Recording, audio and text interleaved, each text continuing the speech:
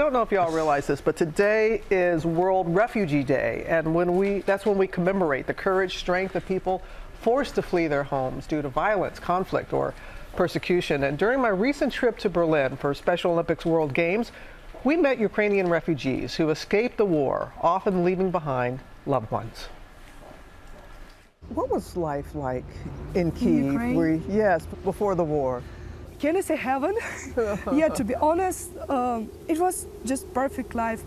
But on February 24th, 2022, life changed in an instant for 23-year-old Sophie and the Ukrainian people when Russian forces launched their invasion on Ukraine.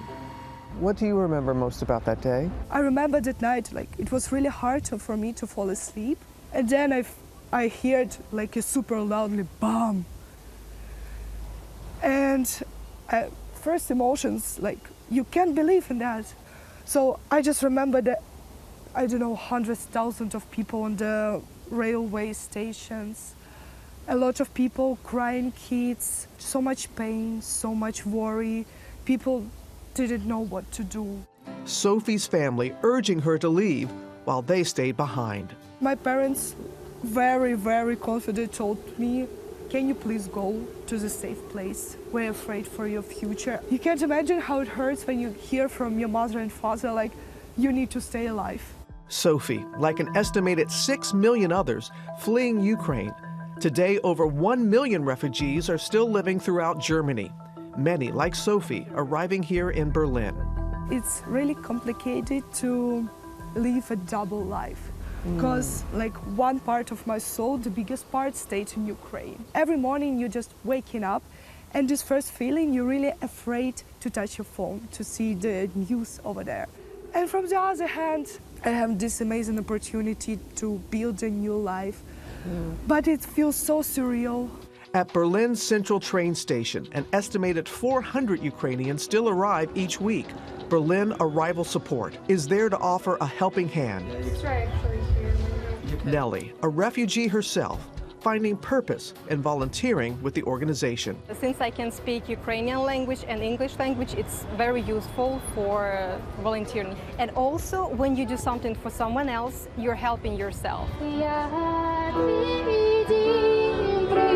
The women behind Cafe Ukraine also taking action, hosting monthly community meetups by refugees for refugees. We need to share our hospitality, our culture. This is what we can do, we can share. The organization bringing together 4,500 refugees over the past year. Cafe Ukraine, it's a place where I can find my people cooking our national cuisine, preparing just amazing events, different workshops. When you come here, you feel like at home. And for Sophie, although she has found an apartment and a new love, she says Ukraine is always close to her heart. What is your message to the American people? Please don't get used to our pain. We will always remember the price we are paying right now for our independence and future of my future of my kids. And I really can't wait to come back to the free Ukraine without war. That is your hope for the future? It's my biggest hope, and pray every day for a future. So please, just don't forget, we still need your help and need your support. That's my only message. You know, Sophie isn't the only person who said, don't get used to our pain. First Lady Olena Zelenska said those same words to me when I met her last year in Ukraine.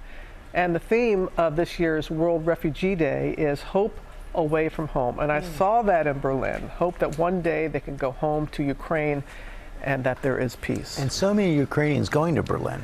Exactly. And in the case of Sophie, she had been there as a teenager and had friends who reached out to her via social media and said, we got you, we'll help you. But also, Berlin is a hub. It's a central point for other European cities. And I got to tell you, and I know you've been to Berlin and you have as well, it is a very, very inclusive and welcoming city. It is very special. Really. And you can find out more about the Ukrainian refugees we met in Berlin on our website. Scan the QR code on your screen or go to goodmorningamerica.com. boy, I will not forget meeting that young woman, just 23 years old. She's going to university there, and she can't wait to go back to a free Ukraine at some point.